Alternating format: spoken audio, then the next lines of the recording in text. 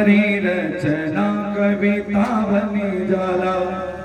अष्टभुजा नव चुंगी ध्वजा अनहि मैहर के सीढ़िया चढ़ी जाला। राव रहुची अदालती बा बदराज सके थोड़ी कह रही जाला।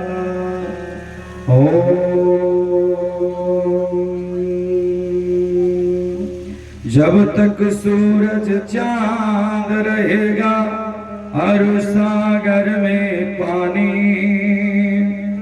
तब तक बाबा अमर रहेगी तेरी राम कहानी, तेरी कृष्ण कहानी। प्रेम से बोली भारत माता की जय, हर एक इंसान की जय। नमः पार्वती पतये महादेव। सर्वप्रथम अखिल कोटि ब्रह्मांड नायक अकारण करुणा मृणालय प्रभु श्री राम जी के चरणों में प्रणाम करते हुए, उन्हीं के आराधनी शक्ति स्वरूपा जगत जननी परा अम्बा मातेश्वरी श्री मां जानकी जी के चरणों में प्रणाम करते हुए, अनंत बलवंत संत श्री कलयुग के प्रधान देवता के रूप में सामने विराजमान यक्ष के समक्ष प्रत्यक्ष रूप से श्री हनुमान जी महाराज के चरणों में प्रणाम करते हुए, वेद मंत्रों की ध्वनि से 33 कोट देवता जो हमारे इस यज्ञशाला में आमंत्रित है, निमंत्रित है, प्रतिष्ठित है, श्री चरणों में प्रणाम करते हुए, इस पवित्र मंच को प्रणाम करते हुए, अभी हमारे से बाद जिनको इस मंच पर आना है ऐसे राष्ट्रीय वक्ता सुप्रसिद्ध कथा परंपरा चाचा श्री प्रभाशंकर पाठक जी एवं उपस्थित हमारी पूरी संगीत की टीम आजमगढ़ की धराधाम से यहाँ तक उपस्थित है, सभी को विशेषकर जय भैया को, गुड्डू भैया को, सूरज भैया को एक तंत्रेण हार्दिक स्वागत अभिनंदन वंदन है। इसी क्रम में सती सावित्री अनुसुईया मैत्री गार्गी के पद चिन्हों पर चलने वाली भारत वर्ष की मातृशक्ति विजयगढ़ सोनभद्र की धरा पर विराजमान यह हमारा शेहुआ गांव में विशिष्टतम स्वागत अभिनंदन समस्त मातृशक्तियों का।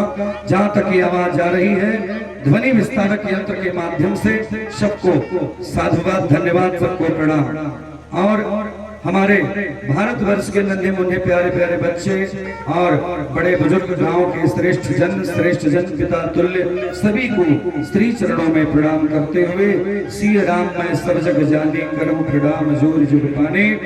आपके सामने अगर कुछ कहने का मुझे अवसर मिला तो मैं विशेष धन्यवाद देना चाहूंगा अपने बजरंग बली को, क्योंकि कलयुग के प्रधान देवता है वीर बजरंग बली और यज्ञ के यजमान जो 5 यजमान लगातार 5 वर्षों से मेरा सहयोग कर रहे हैं, ऐसे समस्त यजमान स्त्री के चरणों में प्रणाम करते हुए आज के मुख्य यजमान के रूप में हमारे बहुत ही अंतरंग प्रिय श्री रोहित सिंह जी, जो कि राजपूत करणी सभा के राष्ट्रीय करणी सभा के आप मीडिया प्रभारी हैं।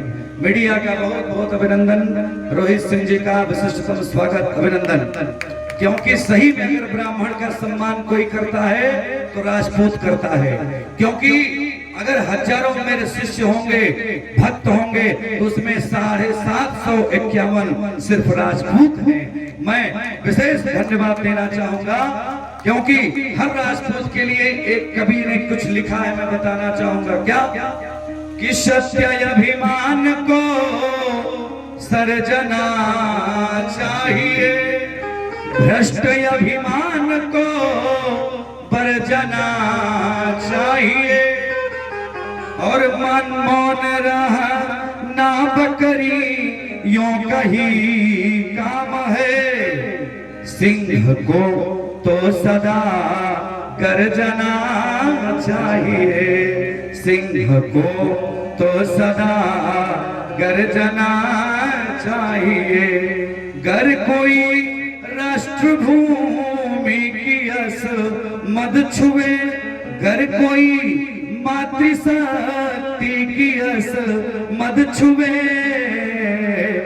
खून हो तो उसे खोलना चाहिए, खून हो तो उसे खोलना चाहिए, सिंह को तो सदा गर्जना चाहिए, सदा भगवान, अगर भगवान की कथा होती है, बारे राम जी की कथा हो रही है, आप जब ही अरण्य कांड किष्किंधा कांड प्रारंभ होता है, पहली चौपाई है क्या, जब ऋषिमुख पर्वत पर आप आगे हमारे महाराज श्री के द्वारा सुनेंगे, ऋषिमुख पर्वत पर हमारे आपके अंतरंग हृदय वाले अर्थात जो कलयुग के प्रधान देवता हैं, उनके शिरोमणि, उनके राजा सुग्रीव ऋषिमुख पर्वत पर थे। ऋषिमुख पर्वत पर थे, उनको श्राप था, उनको ये डर था कि मेरा भाई मुझे मार न दे, और बाली को श्राप था कि ऋषिमुख पर्वत पर वो नहीं जाएगा, इसीलिए ऋषिमुख पर्वत पर गए। ऋषिमुख पर्वत पर सुग्रीव जी हैं और उनके साथ सचिव के रूप में कौन है, जामवंत मंत्री अति बूढ़ा, ऐसा श्रेष्ठ जामवंत जो क्षण मात्र में पलक झपकते ही पूरी दुनिया को एक तंत्र में घूम के आ सकते हैं। और हनुमान जी महाराज हैं, फिर भी भैया जिसको डर लगता है ना, वो हर जगह डरता है। सुग्रीव डर गए, क्यों डर गए, ऊपर से ऋषिमुख पर्वत से देखा कि कोई आ रहा है। कौन आ रहा है, बुलाया जामवंत को। जामवंत ने कहा मैं बूढ़ा हो गया, कुछ नहीं कर पाऊंगा, बुलाओ जामवंत। जामवंत जी ने कहा आओ हनुमान, बस तुम ही ये काम कर सकते हो, क्योंकि तुम्हारे में ही सकल तेज है, क्योंकि तुम अतुलित बलधामम हेम शैला भदेहम तर्जुमन किसानम ज्ञानी नामाग्रगण्यम सकल गुण ध्यानम वारणा नाम धूसधीसम रघुपति प्रियभक्तम वात जातम नमामि। तुम सबसे श्रेष्ठ हो। हनुमान जी आए, प्रणाम किया। जामवंत जी ने कहा, सुग्रीव ने कहा कि पता करो कि कौन है, कोई ऐसा तो नहीं कि बाली का भेजा हुआ दूत है, विचार करिए। अब पहली बार अगर पूरी राम कथा में कोई हनुमान जी महाराज ने भेष बनाया भाइयों, तो ब्राह्मण का भेष बनाया। ब्राह्मण का भेष सबसे सर्वोपरि भेष है। हमारे हनुमान जी महाराज ने जब पहली बार रूप बदला है चाचा श्री, तो हनुमान जी महाराज ने पंडित जी का रूप बना लिया। पंडित जी का रूप बनाया, बढ़िया चकाचक तिलक चंदन लगाया और हमारे राम जी सरकार के सामने पहुंच गए और कहा कि को तुम श्यामल गौर सधीरा, को तुम श्यामल गौर सधीरा,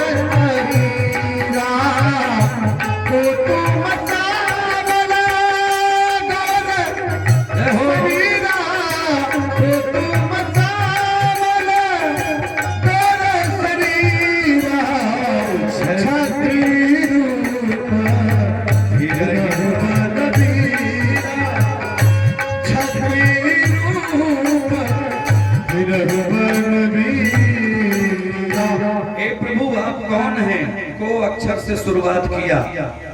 कौन है आप, को तुम श्यामल गौर शरीरा। हनुमान जी महाराज ब्राह्मण के रूप में थे। महाराज इतने ज्ञानी राम जी महाराज समझ गए कि मैं क्षत्रिय हूँ, ये पंडित हैं। अब पंडित आते ही अगर प्रणाम कर दिए क्षत्रिय को, तो ये समझिए नकली ब्राह्मण है, ये भेष बनाया है। भगवान समझ गए। हनुमान जी महाराज ने को अक्षर से शुरुआत किया था, ब्राह्मण के रूप में पूछा था ना, सब विद्वान वर्ग यहाँ पर बैठा हुआ है। को अक्षर से शुरुआत किया, कौन है आप, को तुम श्यामल गौर शरीरा, कौन है आप। अब भगवान राम उत्तर दे रहे हैं। ब्राह्मण देवता हाथ जोड़ा, भगवान ने कहा कि आप नकली ब्राह्मण हैं, लेकिन बहरहाल मैं उत्तर दूंगा। उत्तर दिया, क्या कहा, को अक्षर से शुरुआत किया। अरे को सायल सा दशरथ के जाए, को सायल सा दशरथ के जाए, को सायल सा दशरथ के जाए, को सायल सा दशरथ के जाए। हम अपी तुम्हारो वचन बन आए, हम अपी तुम्हारो वचन बन आए, तो सारे दशरथ के जाए, तो सारे दशरथ भरत के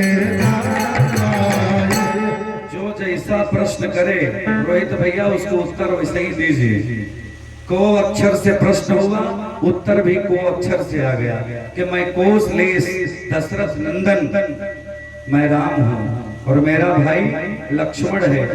यहाँ हरि निश्चर वैदेही, हमारी सीता को वैदेही को निश्चरों ने हर लिया, मैं खोज रहा हूँ। मेरे कहने का इतना मकसद है कि ब्राह्मण सदा पूजनीय था, पूजनीय है और पूजनीय रहेगा। ऐसे आचार्य हमारे यज्ञ के पंडित श्री सतीश कुमार शुक्ल जी, वीरेंद्र भैया एवं हमारे सहयोगी जितने भी विद्वान हैं सब प्रणम्य हैं। वेद मंत्रों की ध्वनि आसपास के 10-20 गांव में जा रही है। 12 वेद मंत्र, इस वेद मंत्र ध्वनि से पूरा क्षेत्र गुंजायमान हो रहा है। इसी क्रम में हमारे बड़े ही सुंदर आचार्य पंडित श्री संजय भैया उपस्थित हैं। बहुत बहुत अभिनंदन है, सादर प्रणाम है। प्रथम के वर्ष यज्ञ में आपने हमारे सहयोग दिया था। मैं चाहूंगा कि मंच पर आप आके बैठे, क्योंकि विद्वान में वह जानाति विद्वज्जन परिश्रम, विद्वान ही विद्वान का परिश्रम जानता है। कई यज्ञ में आप हमारा सहयोग दिए हैं, आशीर्वाद देते हैं। संजय भैया के लिए जोरदार ताली बजाइए। आइए, हमारे चाचा सरे ने कहा था कि भागवत बोलना है, क्योंकि 5 फरवरी से 6 फरवरी तक भागवत की कथा है हमारी डाल्टनगंज पुरुडीहा गांव झारखंड में। अब पूरा केवल इतना बड़ा गांव है जितना मेरे ग्राम पंचायत की पूरी जनता का जितने वोटर हैं आदरणीय शुक्ला जी, उतनी जनता, उसकी दुगुनी जनता पुरुडीहा गांव में है, डाल्टनगंज में, पलामू जिले में। कोई भी पता कर सकता है, ऐतिहासिक गांव है, वहां बोलने का अवसर मिला है। तो मैं चाहूंगा थोड़ा सा हमें आशीर्वाद भागवत के रूप में दे दीजिए, क्योंकि विद्या बताम भागवते परीक्षा। तो आचार्य जी मंच पर हैं, बड़ी सौभाग्य है। और इसी क्रम में मुख्य यजमान है भैया का आप स्वागत करें, विमलेश पांडे, पुष्पहार पहनाकर अभिनंदन। और आइए, भागवत में प्रवेश से पहले 2 बार संकीर्तन, हमारे पूज्य महाराज श्री का आगमन हो रहा है। तब तक भागवत की थोड़ी सी चर्चा। भागवत की मुख्य वक्ता कौन है? व्यास जी महाराज। अब व्यास जी महाराज के सुपुत्र कौन हुए और भागवत के मुख्य प्रवचन करता कौन है, इसी को बस बताऊंगा। और परीक्षण की कथा कल करूंगा, क्योंकि समय की परिधि में रहना है। तो आइए, 2 बार भगवान का नाम प्रेम से। दुनिया के, भारत के बड़े अच्छे कथावाचक थे श्री विनोद बिहारी पाठक जी। आज इस दुनिया में नहीं है, लेकिन 12 शतवहिनी की भूमि, जहां 14 फरवरी से 22 फरवरी तक हमें बोलना है प्रवचन। 25 वर्षों से मानस महायज्ञ होती है। इतने अच्छे कथाकार आज वो इस दुनिया में नहीं है, लेकिन उनकी फोटो मंच पे लगा करके वहां के लोग कथा कराते हैं। 25 वर्षों से इस बार 25वां अधिवेशन हो रहा है शतवहिनी गढ़वा जिले में। मैं भी वहां एक प्रवचनकर्ता के रूप में जाऊंगा 14 तारीख से 22 तारीख तक। आइए, उन्हीं का भजन है, 2 बार गुनगुनाइए। आनंद छवि घन श्यामा, बोलो जय सीता राम। आनंद छवि घन श्यामा, बोलो जय सीता राम।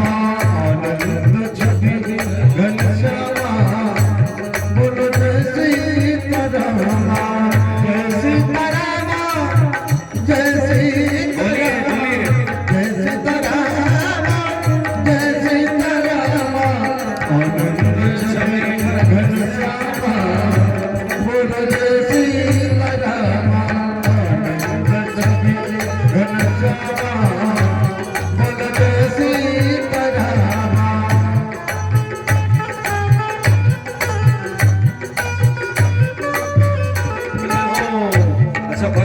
जोड़ी किसने देखा है?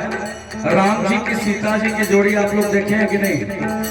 नहीं देखे? यहाँ है, देखिए कैसी है। सीता राम जी की सुंदर जोड़ी, सीता राम जी की सुंदर जोड़ी, सीता राम जी की सुंदर जोड़ी। और देखिए, शरदा बाबा हनुमाना, बोल जय सीता राम। शरण बाबा हनुमाना,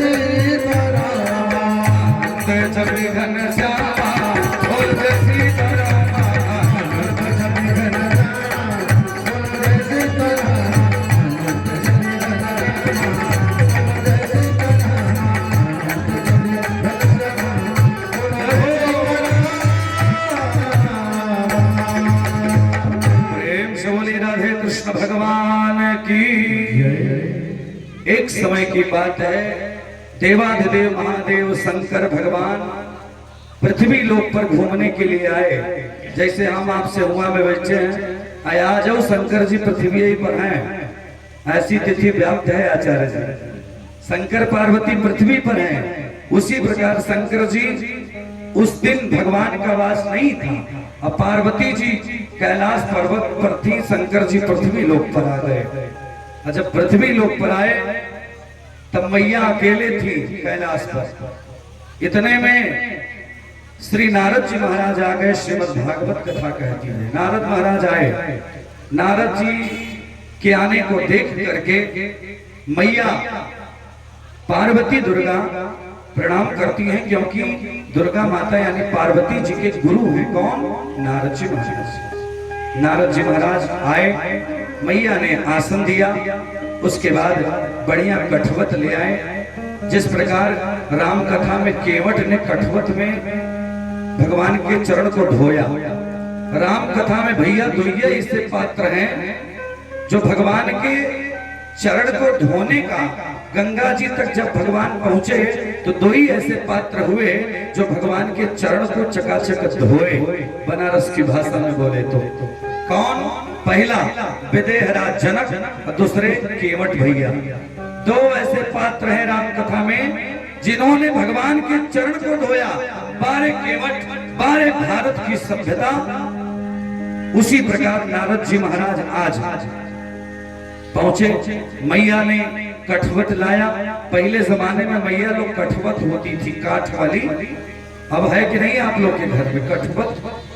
कठवत नहीं है? आ जाना चाहिए, हमारे घर में तो है। हमारी माता जी आजो रखी है कठवत। हाँ, तो कठवत आया, अब मैया ने लिया, अपने गुरु के चरण को धोने लगी। गुरु के चरण को धो करके जब ही धोया तो महाराज जल को लेकर के अपने जिह्वा पर लिया और जलपान कर लिया। क्यों? लिखा है अकाल मृत्यु हरणम सर्वव्याधि विनाशनम शिवपादोदकम पित्वा पुनर्जन्म न विद्यते। गुरु का, भगवान का अगर चरणोदक मिल जाए तो महाराज उस व्यक्ति की अकाल मृत्यु तुम कभी नहीं हो सकती। क्यों भैया? अकाल मृत्यु हरणम सर्वव्याधि विनाशनम शिवपादोदकम पित्वा पुनर्जन्म न विद्यते, भागवत कहता है। उसके बाद अच्छा, हमारे और आपकी भाषा में बोले तो अच्छा, हमारे यहाँ नहीं, लेकिन मैं झारखंड में जाता हूँ ना, हमारे परिवार के कई शिष्य हैं। हमारे आदरणीय बड़े भैया रत्नेश भैया, हमारे चाचा श्री लोग शिष्य परंपरा में जाते हैं ना, तो हम लोग के साथ होता है। क्या होता है? ये बढ़िया चकाचक चरण जाएगा कठवत में। संजय भैया भी गए हैं, वहां क्या होगा? अरे गुरु चरण मिलेला बड़ी भाग से, गुरु चरण मिलेला बड़े भाग से, गुरु चरण मिलेला बड़े भाग से, गुरु चरण मिलेला बड़े भाग से, गुरु चरण मिलेला। प्रेम से बोलिए गुरुदेव भगवान की जय। समय कम है इसलिए थोड़ा थोड़ा लेते चलिए, समय अपनी गति से चल रहा है, क्योंकि आज अभिषेक भी करना था। गुरु भगवान का जब ही पूजन पूर्ण हुआ, गुरु जी ने कहा, ए देवी एक बात बताओ, क्या तुमको भोलेनाथ सब बात बताते हैं? कौन पूछा? नारद जी ने माँ पार्वती से कहा कि क्या भोलेनाथ तुमको सब बात बताते हैं कि कुछ छिपाते भी हैं?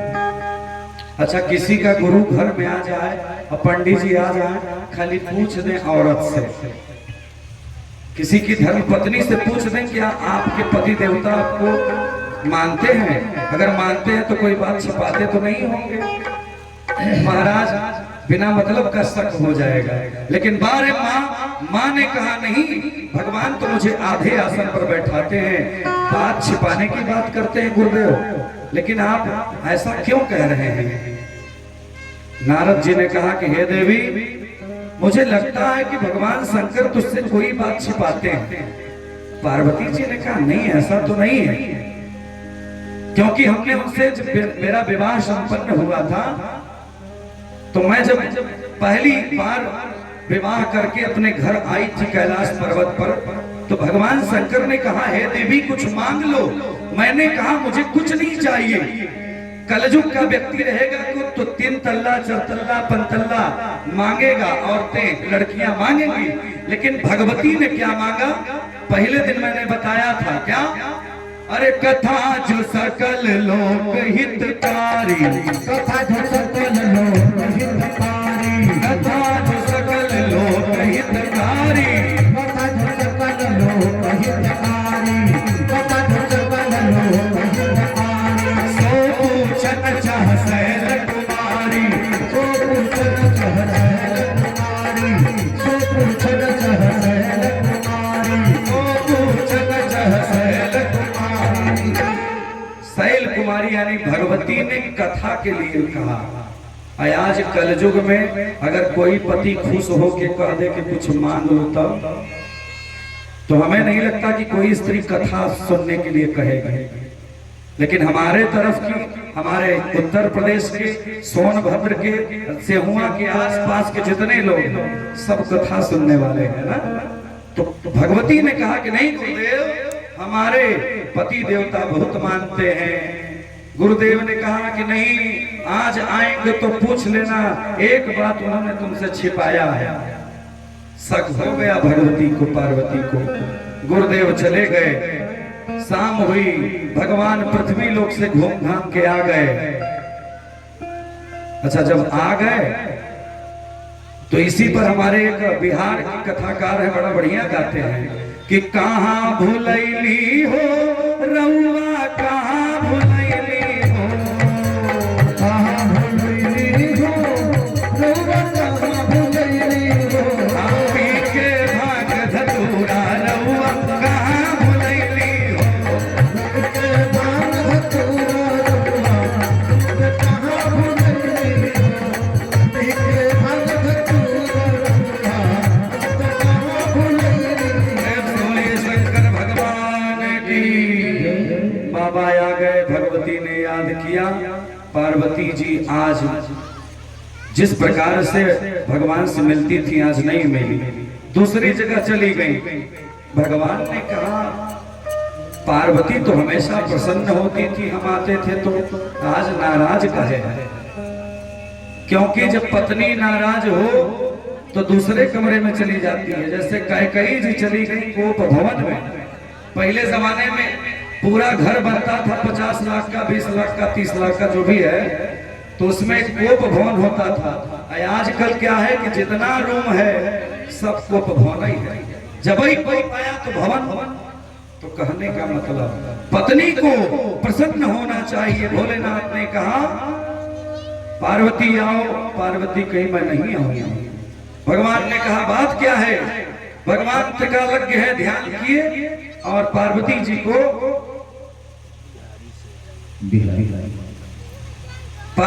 को ध्यान देख लिया कि आज नारद आए थे मेरे घर, समझ गए। नारद व्याकरण कहता है जिसकी कभी बात रद्द न हो वह नारद।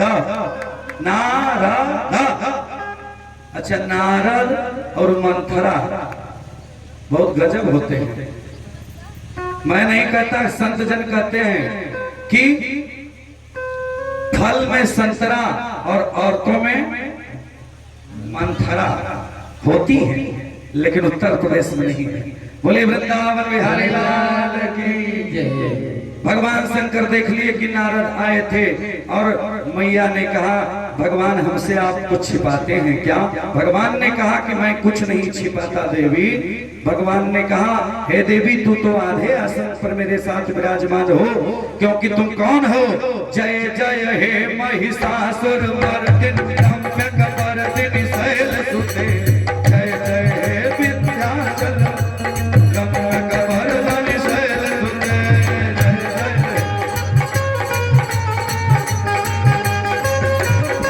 जय जय जय हे महिषासुर मर्दिनी रम्यकपर्दिनी शैलसुते, जय जय हे विंध्याचल रम्यकपर्दिनी। बोलिए दुर्गेश्वरी महारानी की। देखिए, मेरी कथा में ना ताली बजाते हुए आप करेंगे तभी आनंद आएगा। ये तो अपना गांव है। आइए देखना है तो झारखंड की धरती पर 6 फरवरी से 22 फरवरी तक 3 महायज्ञ में रहने का अवसर प्राप्त भगवान करा रहे हैं। बड़ा कृपा है आप लोगों का। पार्वती जी ने कहा कि भगवान एक बात छिपाते हैं आप हमसे। शंकर जी ने कहा बताओ।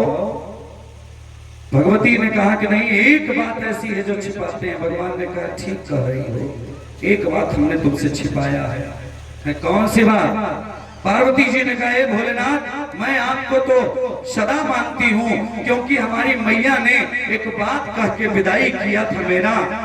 जो दुनिया की सारी स्त्रियां मेरे स्वभाव को, मेरे चलन को और मेरे द्वारा जो क्रिया होती है उसको पा करके पति रूप का पालन करती हैं। भगवान ने कहा मैया ने आपके क्या बताया था? भगवान ने कहा तुम्हारी माता जी ने क्या बताया?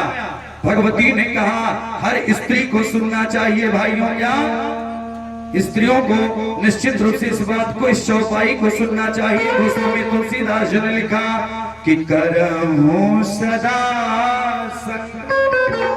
कर पद पूजा, शंकर पद पूजा, नारी धर्म पति देहन दूजा, पद पद पूजा, नारी धर्म देहन दूजा, नारी धर्म पति देहन दूजा। हर एक भारतीय नारी का नैसर्गिक लक्षण है अपने पति देवता का सम्मान। पति कुछ करता हो, ट्रैक्टर चलाता है, टाली चलाता है, हर जोतता है, आचार्य है, डॉक्टर है, विद्वान है, प्रधान है, साइंटिस्ट है, गरीब है, शोषित है, पिछड़ा है, लेकिन फिर भी पति परमेश्वर है। लाख पति कैसा भी हो, लाख पति दारू पीता हो, लेकिन पति सदा प्रणम्य है, प्रणम्य है। जरूर स्त्रियों को अपने पति को भगवान मानना चाहिए। नहीं, जिस दिन पति नहीं रहता है आपका भगवान ब्रह्मा विष्णु महेश भी आपको 3 चीज नहीं दे सकता। जय भैया बड़ा सुंदर गाते हैं। चमचमात बिंदी लीला, चमचमात बिंदी लीलार की चूड़ा बांधा बीच कपार, अल्लाह महिरा ने संभाल बदन चले झलकार, हल्दी महिरा ने संभाल बदन चले झलकार, हल्दी महिरा ने संभाल। इसलिए जो भी बनारसी साड़ी सिंदूर जब तक अविचल है प्यारे तभी तक। इसलिए गरीब है, अमीर है, शोषित है, पिछड़ा है, जो भी है आपके लिए पति भगवान है।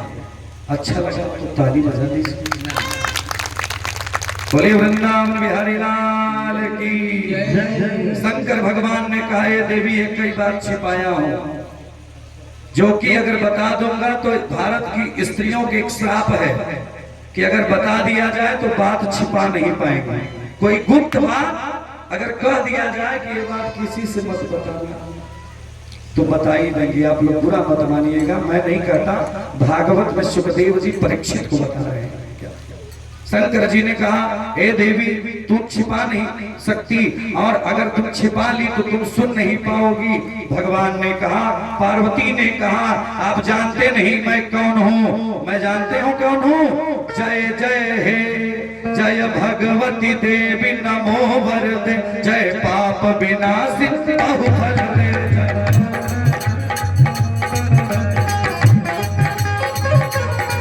जय भगवती देवी नमो वरदे, जय पाप विनाशिनी बहुफल।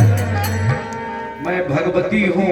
एक बार भक्त से हमको याद कर लेता है ना तो मैं उसका कल्याण कर देती हूँ। बाबा हे पतिदेव सुनाइए।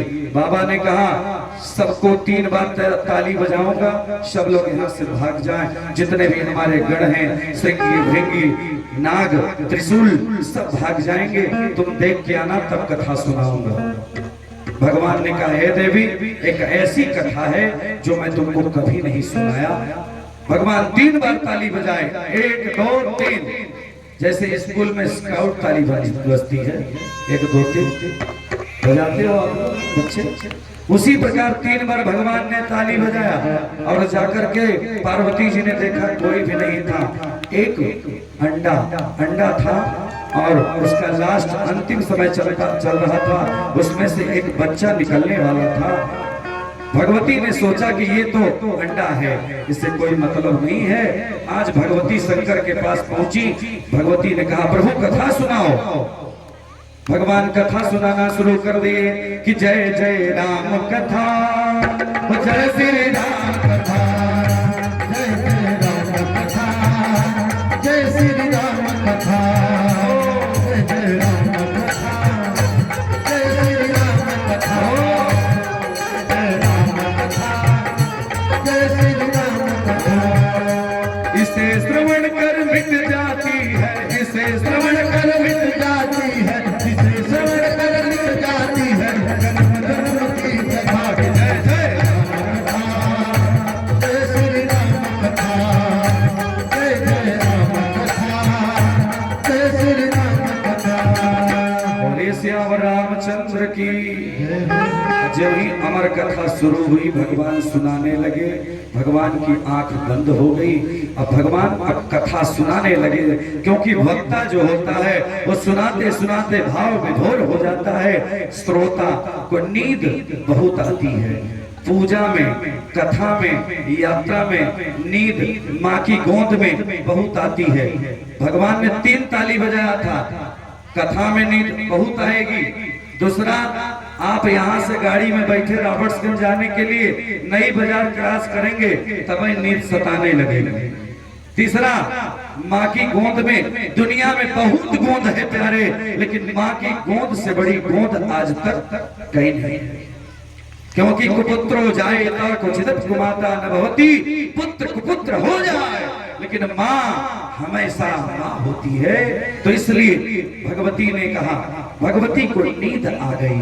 और जब नींद आ गई, भगवान ने कहा था हुंकारी भरना, जब कथा सुनाऊंगा तो हुंकारी भरना। नींद जब आ गई तो नींद आने के बाद भगवान शंकर कथा सुनाते गए।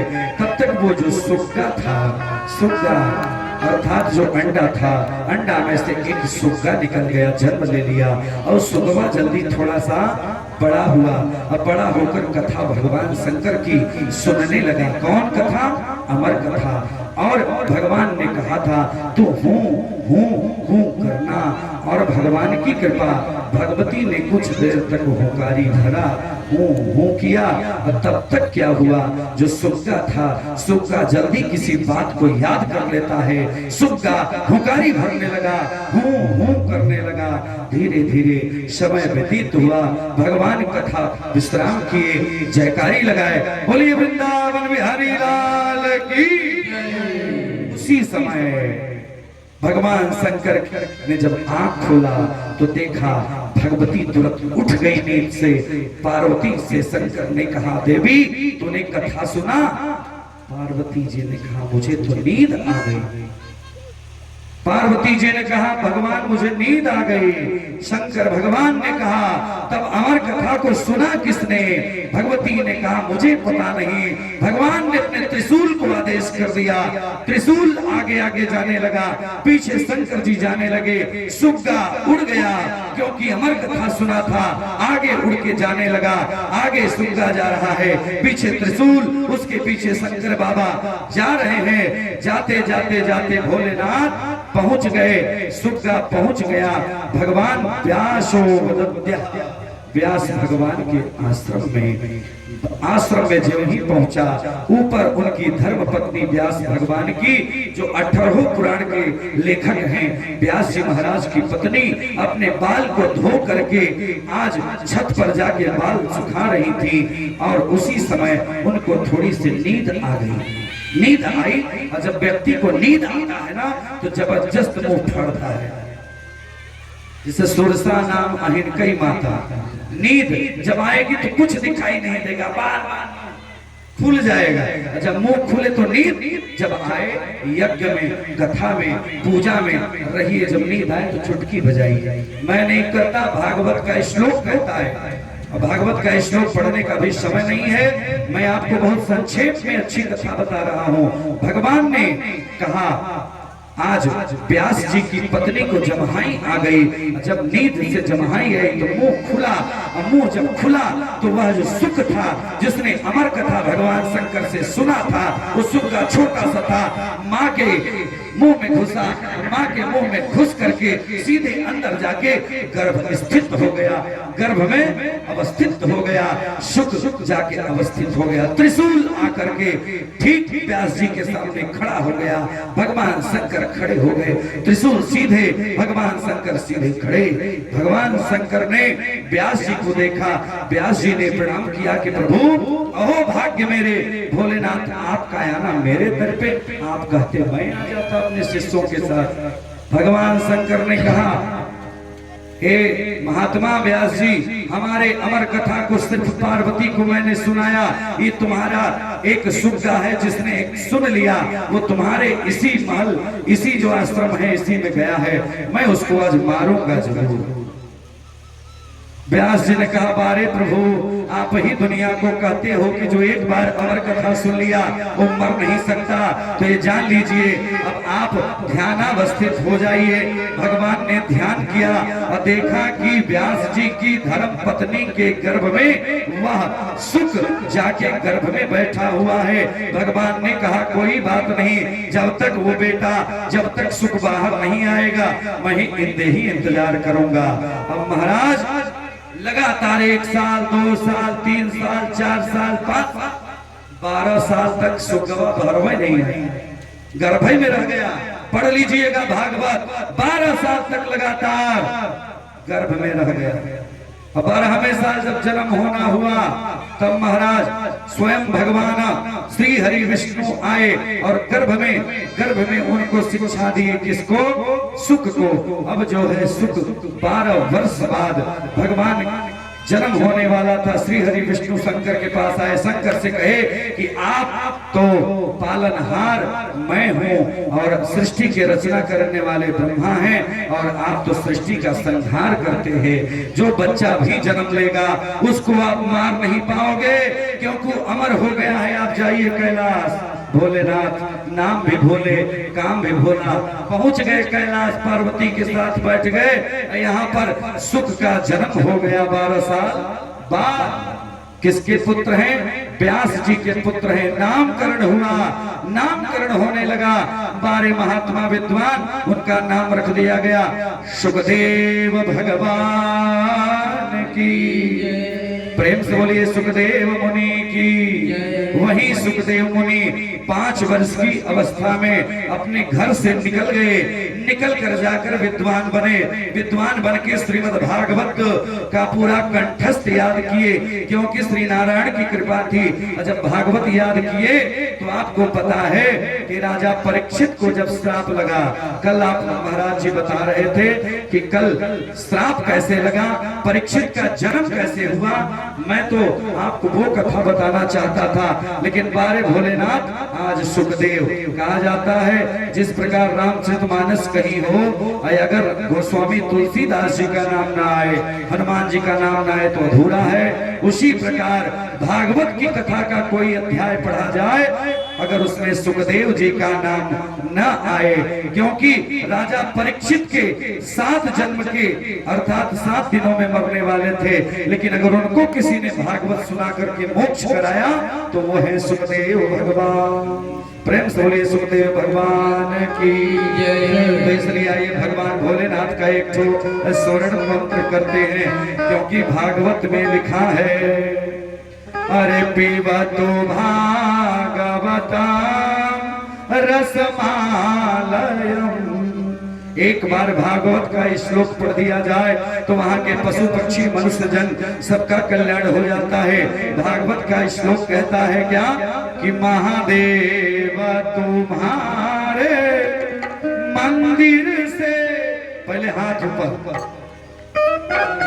अरे महादेव तुम्हारे मंदिर से घंटों की झनक झन झन निकले।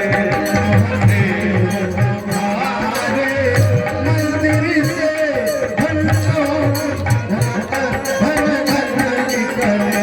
महादेव तुम्हारे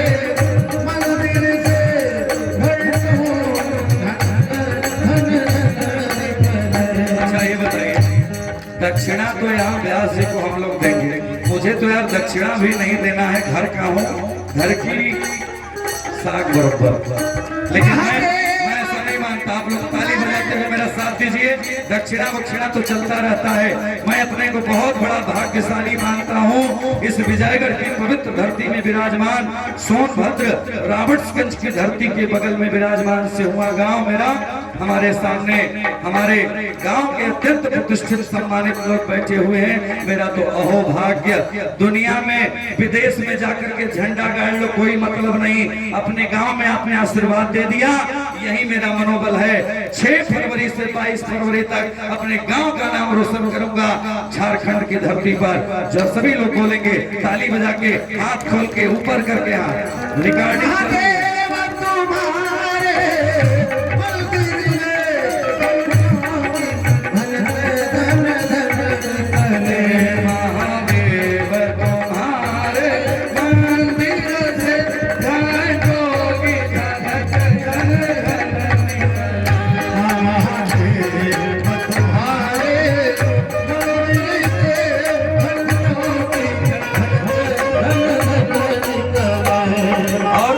कभी दूध चढ़े, कभी दही चढ़े, कभी साग चढ़े, गंगा जल चढ़े,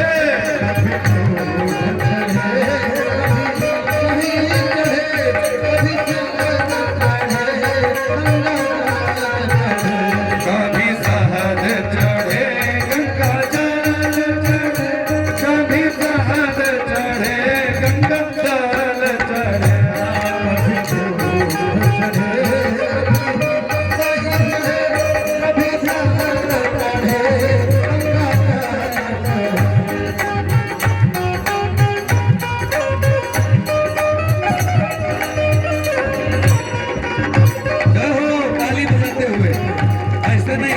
थोड़ा सा खड़े होकर झूमते हुए, मैं थोड़ा सा अलग बोलने का तरीका है। इस बीच हमारे सिहुआ के पूर्व प्रधान, हमारे आदरणीय, जिनका फेसबुक और लाइव के माध्यम से मुझे आशीर्वाद मिलता है, हमारे बाबा जी, नाम तो बड़ा सुंदर है लेकिन मैं उससे बड़े हैं, फिर भी नाम लेना चाहूंगा। श्रीमान श्री अमरेश चंद्र पांडे जी बाबा जी के श्री चरणों में बालक का प्रणाम स्वीकार हो। सब लोग भाव से कि मेरे राम जी के सिर पर ताज रहे,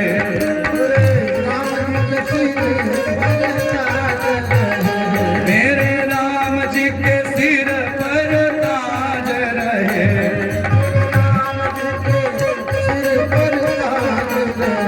सीता मैया जी का चल सुहाग रहे, सीता मैया जी का चल सुहाग रहे, सीता मैया जी का चल सुहाग रहे, सीता मैया जी का चल सुहाग रहे, मेरे भोले बाबा जी के सिर पर ताज रहे, बाबा जी के सिर पर ताज रहे, गौरा मैया जी का चल सुहाग रहे, गौरा मैया जी का चल सुहाग रहे। अच्छा, गुरु किसके किसके हैं? गुरु महाराज भैया, मेरे गुरु जी के सिर पर ताज रहे, मेरे गुरु जी के सिर पर ताज रहे, गुरु माता का चल सुहाग रहे, पर ताज